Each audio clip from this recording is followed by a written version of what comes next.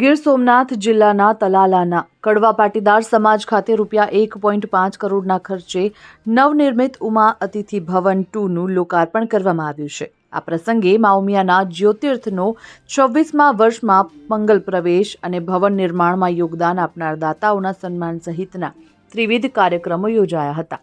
આ કાર્યક્રમ સિદ્ધસર ઉમિયા માતાજી મંદિરના પ્રમુખ મૌલેશભાઈ ઉકાણીના અધ્યક્ષ સ્થાને યોજવામાં આવ્યો હતો, જેમાં ઊંઝા, સિદ્ધસર અને ગાંઠીલા ઉમિયા માતાજી સંસ્થાનના હોદ્દેદારો ઉપસ્થિત રહ્યા હતા. સાંસદ પરસોત્તમભાઈ રૂપાલા અને ધારાસભ્ય અરવિંદભાઈ લાડાણી સહિત તલાલા, વેરાવળ, માળિયા પંથકના કડવા પાટીદાર સમાજના આગેવાનો, તે ઉપરાંત તલાલા તાલુકાના વિવિધ ગામો અને શહેરના મોટી સંખ્યામાં સમાજના સભ્યો હાજર રહ્યા હતા.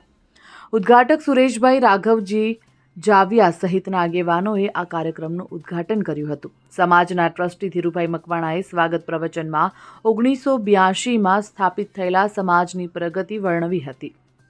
આ પ્રસંગે પાટીદાર સમાજના કુળદેવી મા ઉમિયા માતાજીની સમૂહ આરતી પણ કરવામાં આવી, જેમાં સમાજની દીકરીઓએ આરતી ઉતારી અને સ્વાગત ગીત રજૂ કર્યું હતું.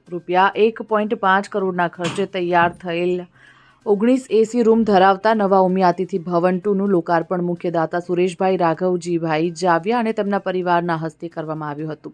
સમાજ માટે ભૂમિદાન આપનારા દાતાઓ અને ભવન માટે દાન આપનારા દાતાઓનું મોમેન્ટો આપી શાલ ઓઢાડી સન્માન કરવામાં આવ્યું હતું. કાર્યક્રમનું સંચાલન હિતેન્દ્ર કાલરિયા અને શિક્ષક રાજેશભાઈ જુલાસનાએ કર્યું હતું.